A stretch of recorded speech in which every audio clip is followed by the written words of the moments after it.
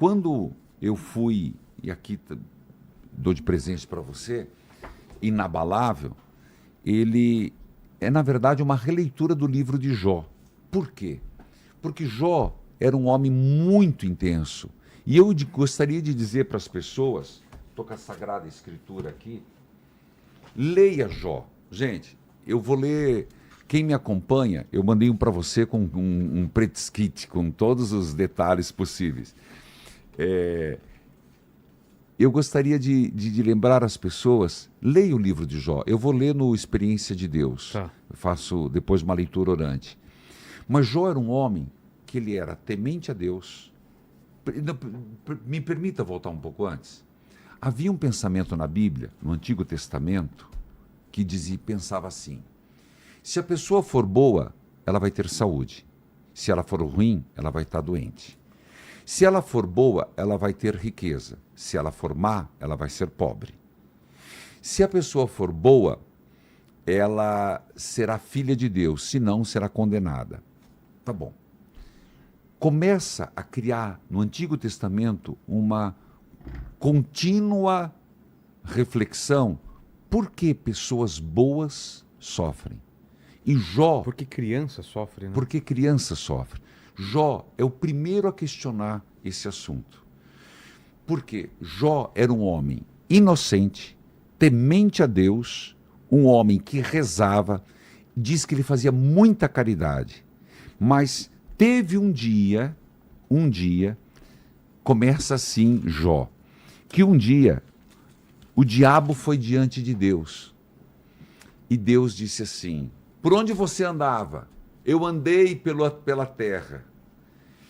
E vistes o meu servo Jó? Vistes como ele é um homem tão íntegro? Ele respondeu: vi, mas é claro que ele é íntegro. Ele tem tudo. Aí ele falou: me permita, disse o diabo, que eu tire algumas coisas dele. Deus disse: pode ser, menos tire a morte, tire a vida. O diabo veio. No mesmo dia,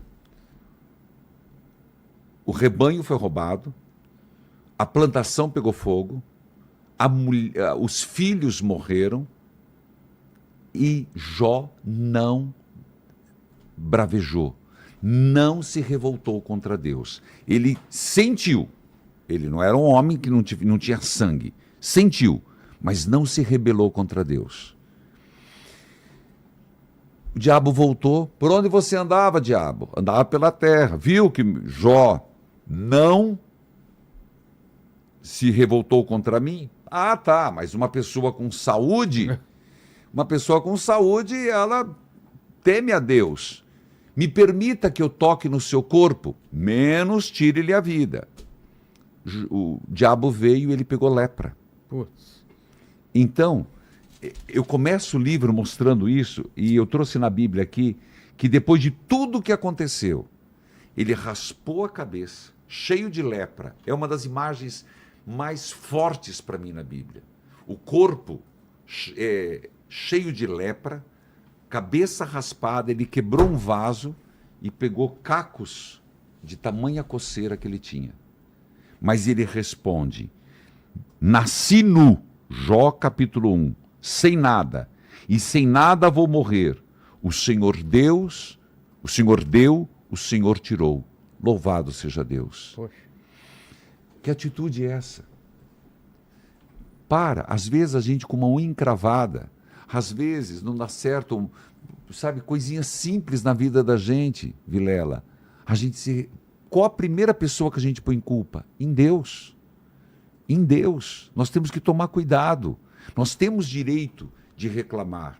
Nós temos direito. As orações nos salmos são realmente gritos contra Deus. Deus, olha para mim. Jesus na cruz. Eloi, Eloi, lama sabachthani. Meu Deus, por que me abandonaste?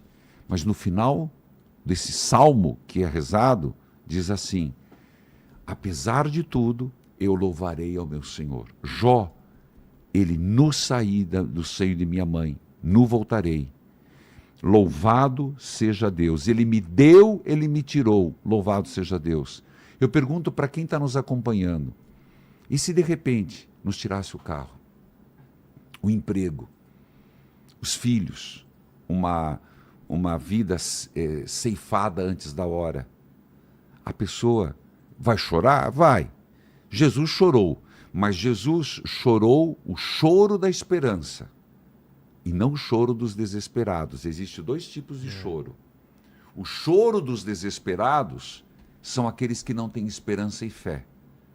Este foram as irmãs de Lázaro que choravam, tanto que Jesus não entrou em Betânia, ele ficou fora, porque ele não compartilhou com as carpinteiras o desespero.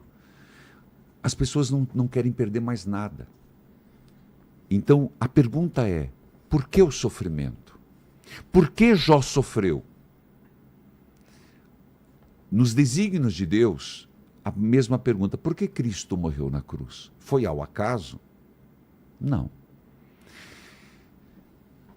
Na predeterminação, na predestinação divina, e me permite, eu quero muito enfatizar algo, o sofrimento humano é muito, muito forte. A morte violenta de Jesus, 599, não foi resultado do acaso, mas nem um conjunto infeliz de circunstâncias. O meu sofrimento também não é ao acaso. O teu sofrimento não é ao acaso. Ela faz parte do projeto de Deus. Porém, aqueles que entregaram Jesus, 599, não foram meros executores passivos. Herodes, Pilatos. Não é que eles foram marionetes de Deus. Pelo contrário, eles usaram do seu livre-arbítrio para matar o inocente. Então, o sofrimento, voltando ao assunto, por que as pessoas sofrem? Primeiro, porque Deus não queria o sofrimento. Segundo, sofre, às vezes, por causa da maldade do outro. Primeiro aspecto. Segundo, por uma questão da natureza. E terceiro, às vezes, é uma permissão de Deus para ser um caminho da maturidade. Não sei se eu me fiz entender. Sim. Às vezes, a pessoa sofre, o cara estava bêbado, dirigiu e matou o outro. Ele foi a causa do sofrimento, não Deus. Mas por que Deus permitiu isso? Para que talvez aquele sofrimento será na vida da pessoa, do outro, uma maturidade. Eu vou te contar um fato, depois eu volto a Jó, que é empolgante. Eu fui, Vilela, dar unção dos enfermos, que não era extrema unção para uma senhora. Eu vou omitir o nome, porque é muito conhecida. E foi o filho comigo. A mulher era uma santinha, fazia caridade, rezava, uma vida devotada a Deus. Mas ela já estava quase 1 ano na cama e já tinha escaras nas costas. E o filho dela me pegou nos braços e disse assim, por que minha mãe sofre? Minha mãe não merece sofrer. Eu falei, pergunta para ela. Mas eu falei, antes dela responder, eu vou falar para você.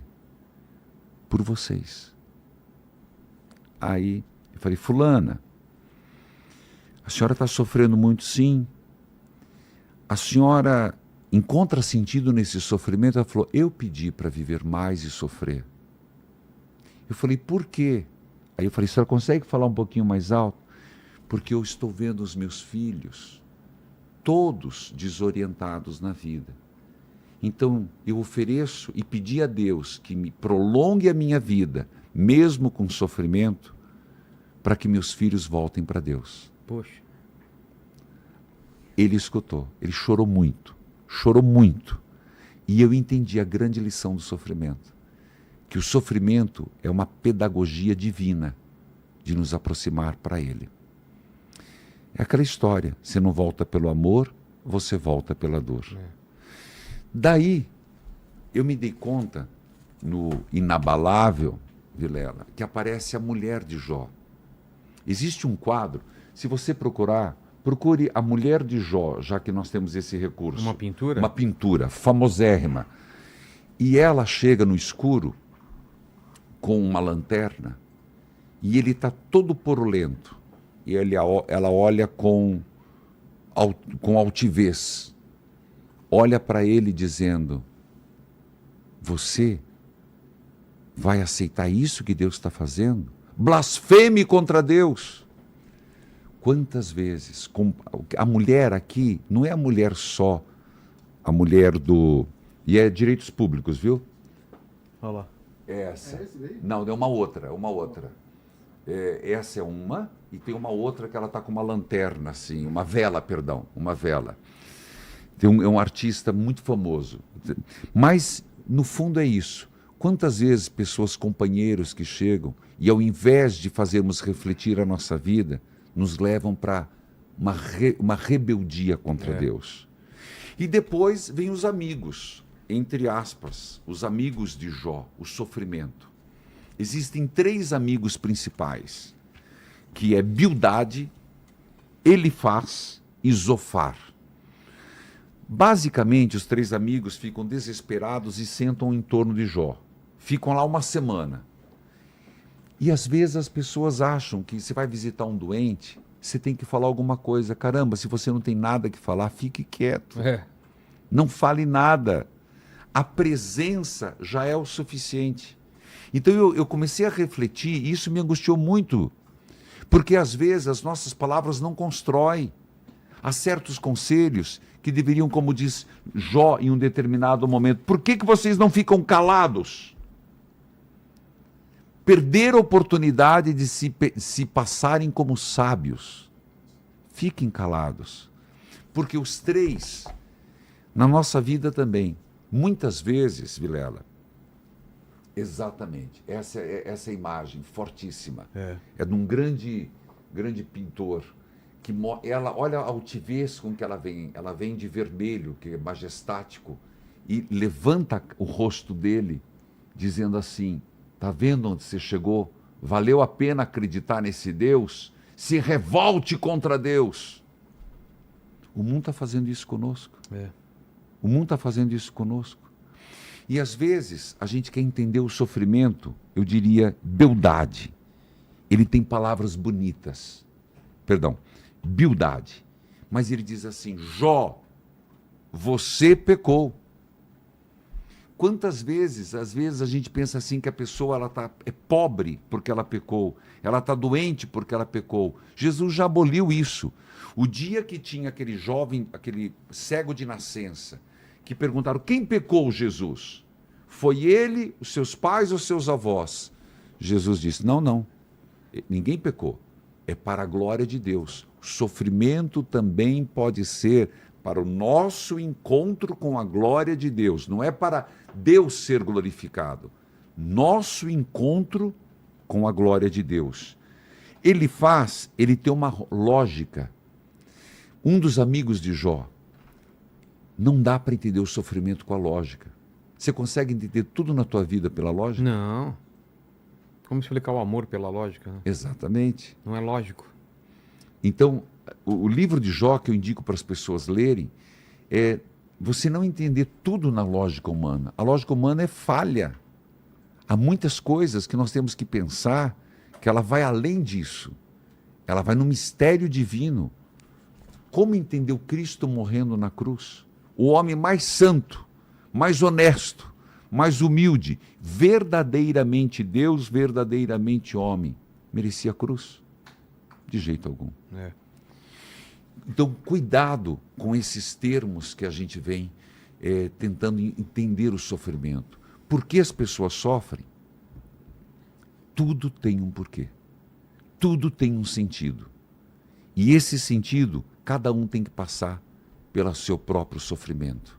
Cada um tem que passar pela sua própria ressignificação do sofrimento. Eu diria, se alguém estiver sofrendo agora, não pergunte o porquê, pergunte para quê. Em tudo dai graças. E tudo dai graças a Deus.